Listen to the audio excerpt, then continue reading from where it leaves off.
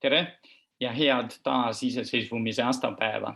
Mul on olnud õnn kõik need 30 aastat siin Eesti arengule mitte ainult seda jälgida, vaid sellel kaasa elada.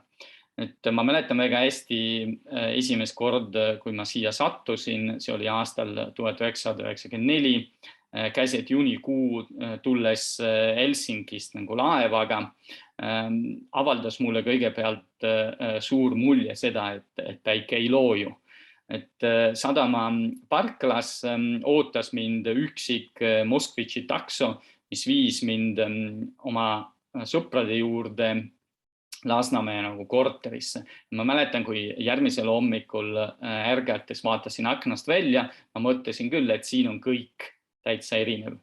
Aga see kuu, mis olin tookord siin Eestis suvekuu, ma sain ka aru, et see erinevus mulle meeldis, et esiteks on siin vabadusel tõeline tähendus, teiseks mulle tundus, et siin on suur eneseteostuse võimalus, et kui inimesel on initsiatiivi, siis ta saab oma unistused täide viia.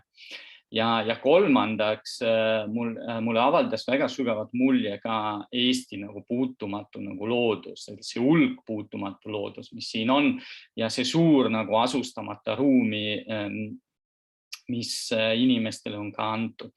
Et kui ma tulin siis päris elama siia ja töötama aastast 1997, siis ma ei pidanud pettuma, et tõesti need muljed osutusid nagu tõelisteks ja ma sain ka ise nagu siin luua oma keskkonda selleks, et tõepoolest oma soovid ja unistused ka täide viia.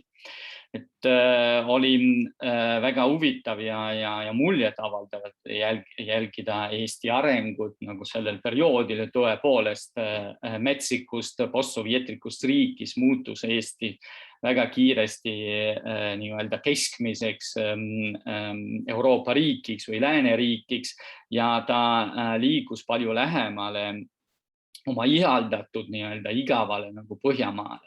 Kui nüüd aga mõelda nagu järgmistele nagu 30 aastale, siis võib-olla pakuksin nagu kaks valdkonda, mis minu meelest vajavad nagu erilist tähelepanu ja mis on hetkel problemaatilised. Üks on sotsiaalne sidusus ja teine on riiki paljude nagu strateegiliste valdkondade nagu areng. Mis puudutab sotsiaalset sidusust, no esiteks on siin see vähemuste integratsiooni nagu probleem, mille seis on mitte rahuldav selgesti ja see puudutab mitte ainult kusjuures nagu ajaloolist vene vähemust, vaid ka nagu uued vähemused, mis järjest kiiremini siin tekkivad. Ja siin on minu meelest vaja palju julgemad sammud, nii hariduse on palju räägitud näiteks ühtsest eestikeelsest koolist, väga hea projekt, kui ka nagu tegelikult kodakondsuse nagu valdkonnas ja Eesti on vist selleks nüüd valmis. Ja teine probleem, mis ohustab sotsiaalset sidustust, on ikka väga suur nagu sotsiaalse nagu kihistumist. On ikka Eestis liiga palju vaeseid inimesi, vaeseid perekondi, vaeseid lapsi. Ääremaastumine tekitab nagu inimestes mahajäetust ja unustatud olemise nagu tunnet, mis ohustab just nimelt sotsiaalset nagu sidusust. Ja mis puudutab riiki nagu strateegilisi valdkondi, ma mainin ainult mõned, ütleme kogu pääste valdkond, tervishoiu valdkond, hariduse valdkond, teadus, kõik need valdkonnad on väga suure lööki all tänapäeval ja mõned neid seisavad täiesti krahhi äärel ikka ja alati puuduvate ressursside puuduse nagu tõttu. Et on vaja palju rohkem investeerida nendes valdkondades ja Eesti ühiskond on piisavalt jõukas, et seda praegu nagu teha.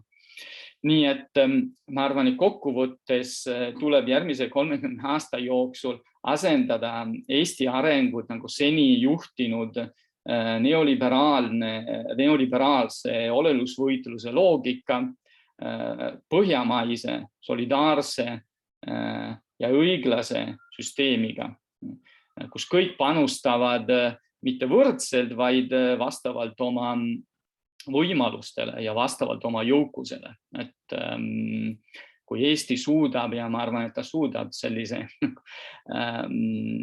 mõttelaadi nagu muuta, siis ma arvan, et me kõik võidame siin ühiskonnas, kaasa arvatud need jõukamad, kes siiamaani on Eesti ühiskonna pigem juhtinud ja Eesti riigi pigem juhtinud ja suunanud.